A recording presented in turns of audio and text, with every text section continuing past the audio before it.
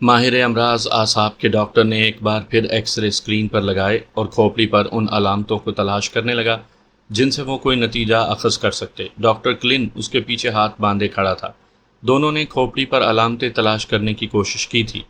کھوپڑی پر کچھ نہیں تھا۔ یہ جمعرات کا دن تھا اور اپریل کی 28 تاریخ۔ ماہر امراض الاعصاب کے ڈاکٹر نے اپنی اینک اتار کر جیب میں رکھ لی۔ کچھ نہیں ہے سیم، کچھ بھی نہیں ہے، وہ بولا۔ کلن نے سر ہلایا۔ کچھ سمجھ میں نہیں آتا، اس نے کہا۔ مزید ایکس ریز لینا چاہتے ہو؟ میرے خیال میں اس کی ضرورت نہیں، اب میں ایل پی آزماؤں گا۔ مناسب خیال ہے، اس عرصے میں مناسب ہوگا کہ تم بھی اسے دیکھ لو۔ آج ہی صحیح۔ میں؟ ٹیلی فون کی گھنٹی بجی۔ ایک منٹ، اس نے فون اٹھایا۔ ہیلو، مسز میکنل کا فون ہے، کہتی ہیں ارجنٹ ہے۔ کون سی لائن پر ہیں؟ 12۔ اس نے 12 نمبر کا بٹن دبایا۔ میں ڈاکٹر کلن بول رہا ہوں، مسز میکنل، کہیے کیا بات ہے؟ کرس کی آواز پھٹی ہوئی تھی، جیسے اسے ہسٹیریا ہو گیا ہو۔ ڈاکٹر، وہ ریگان، آپ آ سکتے ہیں اسی وقت؟ کیا بات ہے؟ میں نہیں جانتی، میں بیان نہیں کر سکتی ڈاکٹر، خدا کے لیے فوراً آ جاؤ۔ آتا ہوں۔ اس نے لائن کٹ کر کے اپنی سیکٹری کے فون کا بٹن دبا دیا۔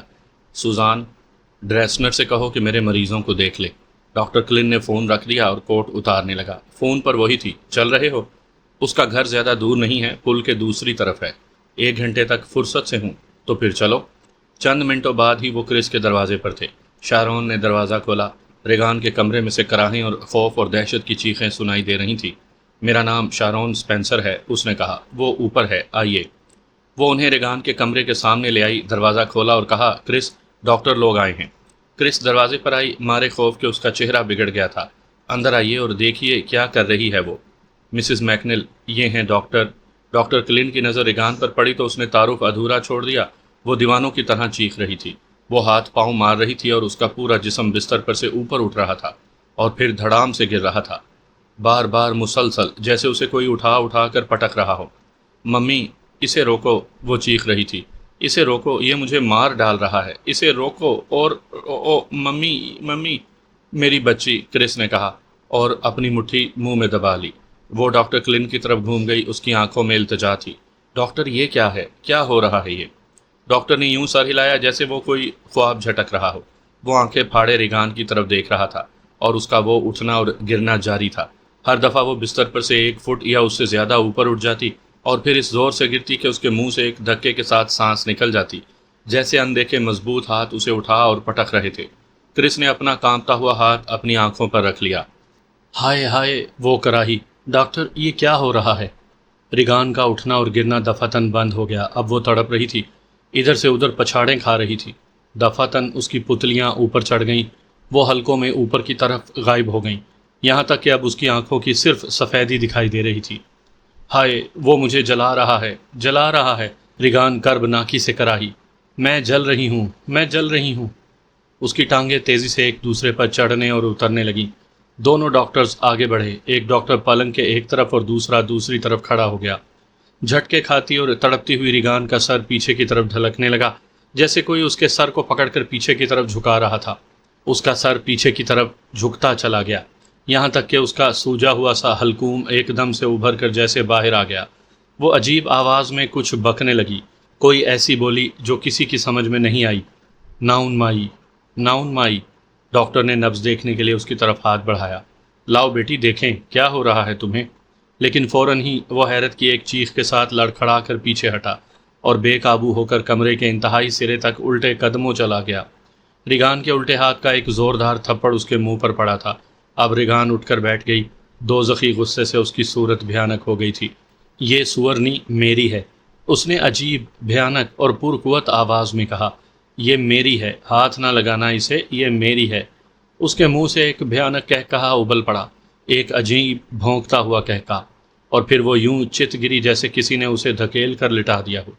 اس نے دونوں ہاتھوں سے اپنا نائٹ گون اوپر اٹھا کر اپنی شرمگاہ برہنہ کر دی۔ آؤ زنا کرو میرے ساتھ، آؤ زنا کرو میرے ساتھ، میرے اوپر آ جاؤ۔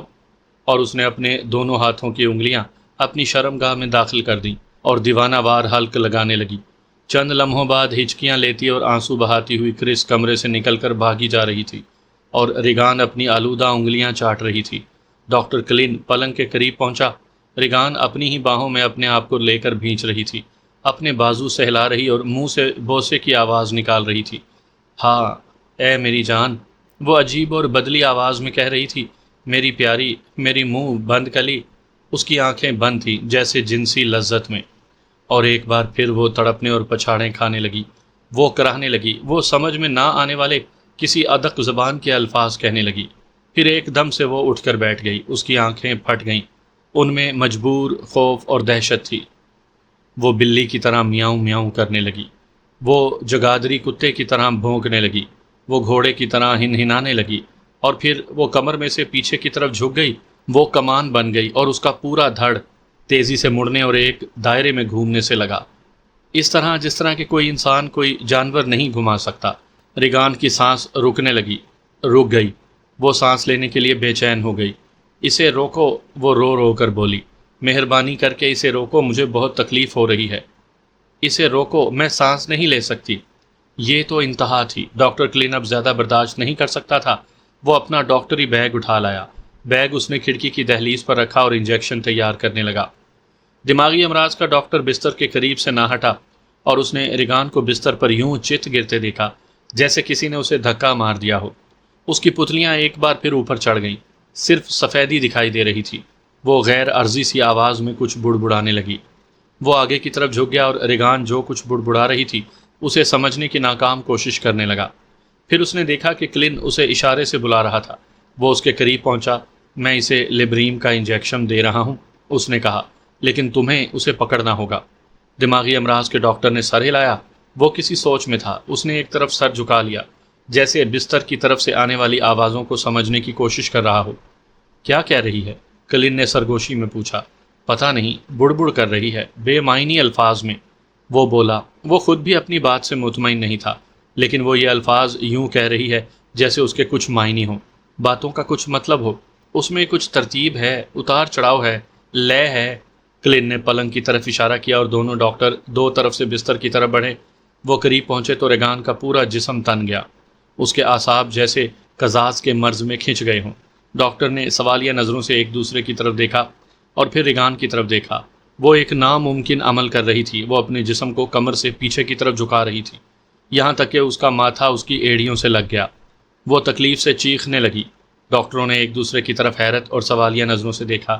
پھر کلن نے دماغی امراض کے ڈاکٹر کو اشارہ کیا، لیکن اس سے پہلے کہ وہ ریگان کو پکڑتا وہ بے ہوش ہو کر گری اور اس نے بستر میں پیشاب کر دیا۔ کلن نے جھک کر اس کی نبض دیکھی، پپوٹے الٹ کر اس کی آنکھیں دیکھیں اور پھر کہا، تھوڑی دیر تک بے ہوش رہے گی۔ میرے خیال میں تشنج تھا یہ، آپ کا کیا خیال ہے؟ میرا بھی ایسا ہی خیال ہے، تاہم احتیاطی تدبیر کر لینا نامناسب بھی نہیں۔ اور کلن نے ریگان کو انجیکشن دے دیا۔ اب بتائیے ڈاکٹر، کیا رائے ہے آپ کی؟ ٹیمپورلی لوب ہے، شیز و مزینہ کے بھی امکانات ہیں، لیکن سیم یہ دورے یوں فوری نہیں ہوتے، اور تم کہتے ہو کہ اس لڑکی کو پہلے کوئی دماغی مرض نہیں تھا۔ بالکل بھی نہیں، کلن نے نفی میں سر ہلایا۔ تو پھر شاید ہسٹیریا، دماغی امراض کے ڈاکٹر نے کہا، یہی میرا بھی خیال ہے، لیکن اس نے اپنے جسم کو ایسے ناممکن طور پر توڑا مروڑا ہے کہ میری عقل اور میرا علم کچھ کام نہیں کر رہا، اور پھر اس کی غیر معمولی جسمانی قوت، اور ایک بات اور ہے جو مجھے پریشان کر رہی ہے۔ کون سی بات؟ اس نے خود اپنی زبان سے ایسے الفاظ کہے جو کوئی اور اس کے لیے کہہ سکتا ہے، میری جان، میری پیاری، میری منہ بند کلی، یہ سورنی میری ہے۔ میرا خیال ہے کہ یہ الفاظ خود اپنے لیے کہہ رہی تھی، یا میرا یہ خیال غلط ہے؟ کلن نے اپنے ماتھے پر ہاتھ رکھ دیا۔ ہاں، اس وقت تو میں نے دھیان نہیں دیا، لیکن اب آپ نے یاد دلایا دیا ہے تو بے شک ایسا ہی ہے۔ اس نے شانے اچکائے۔ بہرحال اس وقت تو یہ بے ہوش ہے، تو میں اسی وقت ایل پی آزماتا ہوں، اس کے بعد شاید ہم کچھ معلوم کر سکیں۔ کلن نے بیگ میں سے گولی نکال کر اپنی جیب میں رکھ لی۔ ٹھہر سکتے ہو؟ اس نے پوچھا۔ دماغی امراض کے ڈاکٹر نے اپنی گھڑی میں وقت دیکھا، شاید آدھا گھنٹہ۔ آئیے تو پھر اس کی ماں سے بات کریں۔ وہ ریگان کے کمرے سے نکل کر دیوان خانے میں پہنچے۔ کرس اور شارون زینے کے قریب سر جھکائے کھڑی تھی۔ ڈاکٹروں کو آتا دیکھ کر تو کرس نے پہلے سے ہی بھیگے ہوئے رومال سے اپنی ناک پونچھ لی۔ رو رو کر اس کی آنکھیں سرخ ہو گئی تھیں۔ سو رہی ہے، کلن نے کرس کو مطلع کیا۔ شکر ہے، کرس نے ٹھنڈی سانس لے کر کہا، اور میں نے اسے نیند کا انجیکشن بھی دے دیا، وہ شاید کل صبح تک سوتی رہے۔ یہ آپ نے اچھا کیا، کرس نے کہا۔ مجھے افسوس ہے ڈاکٹر، میں ایسی بچوں کی سی حرکتیں کر رہی ہوں، رو رہی ہوں اس طرح۔ یہ تو فطری بات ہے، بہت خوفناک معاملہ ہے یہ۔ کوئی بھی ماں نہیں دیکھ سکتی، کلن نے کہا۔ ہاں، یہ ہیں doctor David. Hello doctor. Doctor David دماغی امراض کے ماہر ہیں۔ کیا خیال ہے آپ کا؟ کرس نے دونوں ڈاکٹروں سے پوچھا۔ بہرحال ہمارے خیال میں اب بھی ٹیمپورلی لوب، کلن نے جواب دیا۔ اور خدا کے لیے ڈاکٹر، آپ یہ کیا ایک ہی بات کہے جا رہے ہیں؟ کرس ایک دم سے برس پڑی۔ اس پر جیسے آسیب آتا ہے، جیسے اس میں شیطان حلول کر جاتا ہے۔ وہ کرتی ہے جو اس نے کبھی نہیں کیا، جو کوئی اور نہیں کر سکتا، اور تم لوگ ہو کہ… ایک دم سے اس نے اپنے آپ کو سنبھالا، خاموش ہوئی اور اپنا سر تھام لیا۔ میں معافی چاہتی ہوں ڈاکٹر، وہ بولی۔ میں پریشان ہو گئی ہوں۔ ہاں تو آپ کیا کہہ رہے تھے؟ یہ ڈاکٹر ڈیوڈ تھا جس نے جواب دیا۔ مسز میکنل، پوری دنیا میں آسیب وغیرہ آنے کے یعنی دوہری شخصیت کے 100 سے بھی کم کیس ہوں گے، اور ان میں بھی زیادہ تر ڈھکوسلا ہوگا یا اعصابی یا دماغی امراض کا اثر۔ میں جانتا ہوں کہ آپ اتنی پریشان ہیں کہ فوراً ہی کسی ماہر نفسیات سے مشورہ کرنا چاہتی ہیں، لیکن کوئی بھی ماہر نفسیات سب سے پہلے تحلیل نفسی کرے گا، کیونکہ بہترین اور محفوظ ترین طریقہ یہی ہے۔ خیر تو آپ کیا کرنا چاہتے ہیں؟ کرس نے آب بھر کر پوچھا۔ لمبر ٹیپ، ڈاکٹر ڈیوڈ نے جواب دیا۔ وہ ریڑھ کی ہڈی میں انجیکشن، ڈاکٹر نے اسبات میں سر ہلا دیا۔ ایکس رے اور ای سی جی سے جو معلوم نہ ہو سکا وہ شاید اس سے معلوم ہو جائے۔ یہ کام یہاں اور اسی وقت کرنا چاہتا ہوں جب کہ وہ بے ہوش ہے۔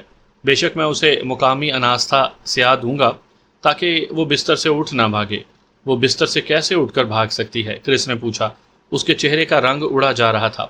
یہ میں آپ کو پہلے بتا چکا ہوں کہ اس قسم کے مرض میں کیا ہوتا ہے، ڈاکٹر کلن نے کہا۔ ہاں تو آپ اجازت دیں تو ہم…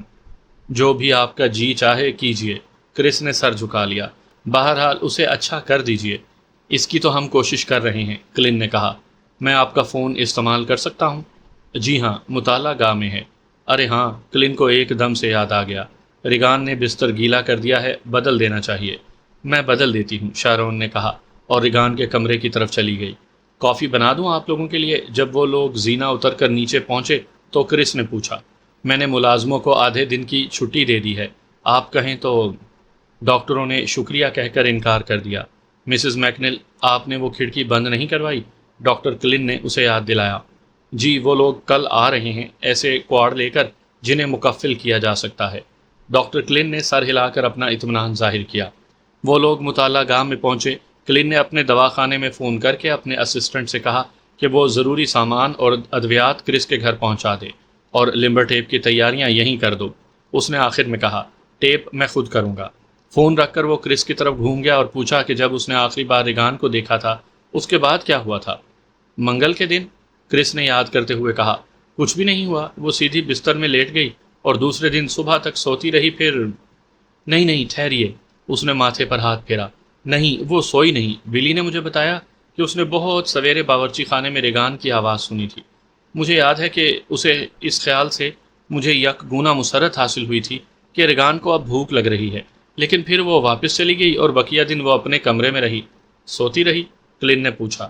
نہیں، میں سمجھ رہی ہوں کہ کتاب پڑھ رہی تھی، کرس نے جواب دیا۔ بہرحال میں نے اطمینان کا سانس لیا تھا اور سوچا تھا کہ لبریم اپنا کام کر رہی ہے اور اسی کو اسے ضرورت ہے۔ وہ کہیں دور کہیں اور معلوم ہو رہی تھی، جس سے میں ذرا پریشان تھی، تاہم اس کی حالت نسبتاً بہتر تھی۔ گزشتہ رات پھر سکون رہا، اور آج صبح پھر گڑبڑ شروع ہو گئی۔ کرس نے لمبا سانس لیا۔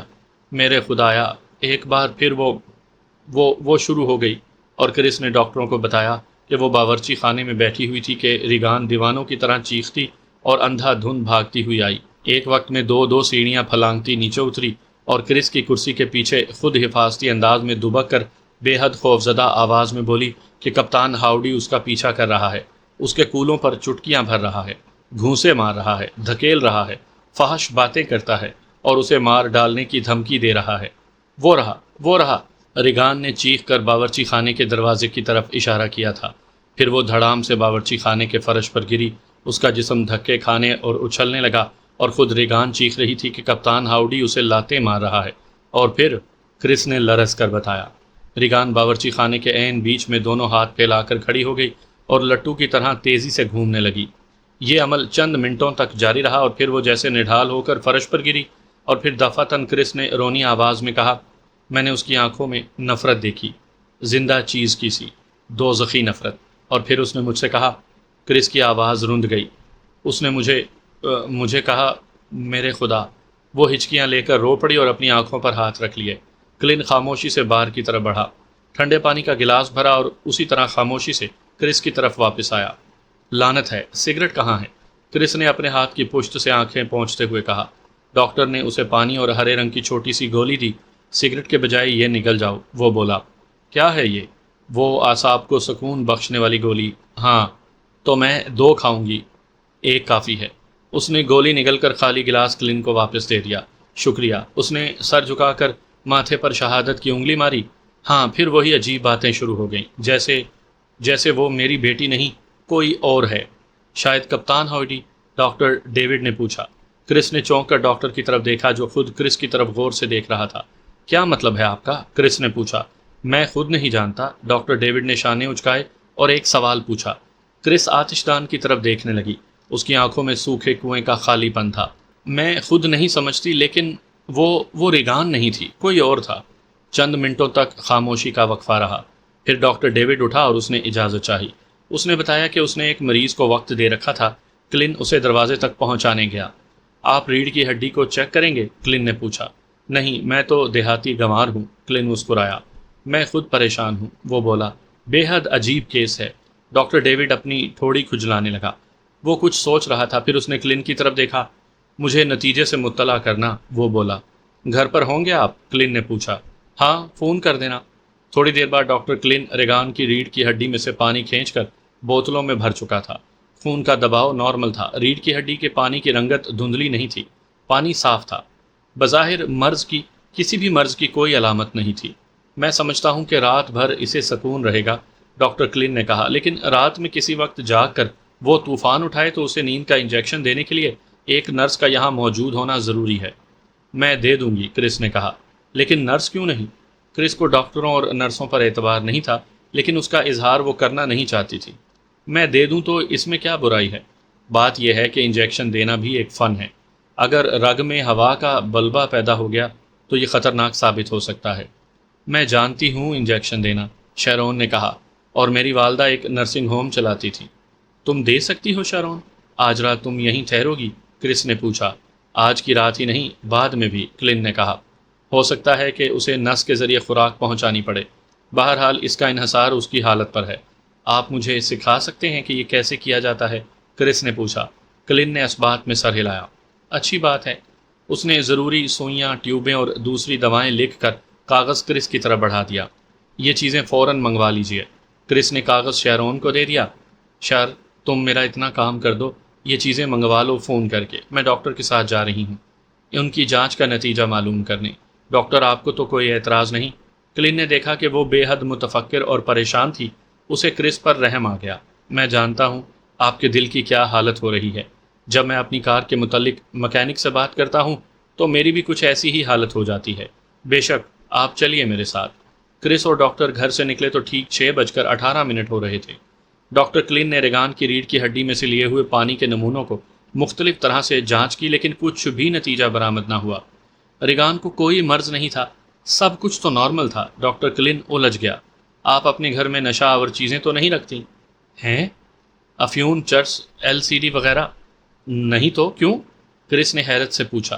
ڈاکٹر کلن نے اپنے جوتوں پر نظریں گاڑ دیں، کچھ سوچتا رہا، پھر سر اٹھا کر کہا، مسز میکنل، میں سمجھتا ہوں کہ اب ماہر نفسیات ڈاکٹر سے مشورہ لینا ضروری ہو گیا ہے۔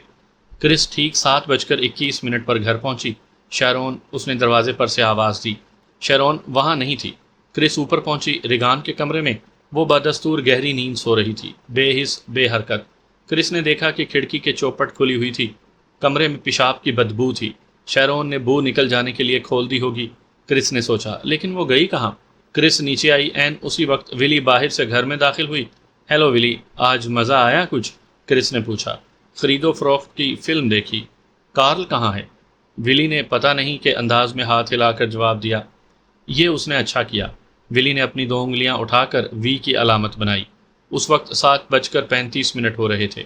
8:01 پر جب کرس مطالعہ گاہ میں فون پر اپنے ایجنٹ سے بات کر رہی تھی تو شیرون پیکٹوں سے لدی پھندی کمرے میں داخل ہوئی اور اس نے تھکے ہوئے انداز میں اپنے آپ کو کرسی میں ڈال دیا۔ کہاں گئی تھی؟ کرس نے فون کر چکنے کے بعد کہا۔ اس نے بتایا نہیں تمہیں؟ کس نے بتایا نہیں؟ بیرکے نے۔ یہاں نہیں ہے۔ کہاں گیا وہ؟ بیرکے یہاں آیا تھا۔ تمہارا مطلب ہے جب تم گھر آئی ہو تو وہ یہاں نہیں تھا؟ شروع سے بتاؤ، کرس نے کہا۔ بھئی وہ چیزیں جو لانی تھی، شیرون نے کہا۔ سو دوا والے نے انہیں گھر پہنچانے سے معذوری کا اظہار کیا۔ چنانچہ جب بیرکے یہاں آ گیا تو میں نے سوچا کہ یہ ریگان کا خیال رکھے گا، تب تک میں جا کر ڈاکٹر کی لکھی ہوئی چیزیں لے آؤں۔ اس نے شانے اچکائے۔ مجھے تمہارے ڈائریکٹر پر اعتبار نہیں کرنا چاہیے تھا۔ ٹھیک ہے، اور کیا خرید کر لائیں؟ میں نے سوچا کہ وقت ہے کافی، چنانچہ ریگان کے بستر پر بچھانے کے لیے ربڑ کا ٹکڑا خرید لائی۔ اس نے ربڑ کا ٹکڑا کھول کر دکھایا۔ کھانا کھایا؟ نہیں، سینڈوچ بنا کر لیے لیتی ہوں، تم کھاؤ گی؟ خیال تو برا نہیں، آؤ کھانا کھا لیں۔ جانچ کا نتیجہ کیا ظاہر ہوا؟ 0۔ سینڈوچ کھانے کے بعد دونوں نے کافی پی۔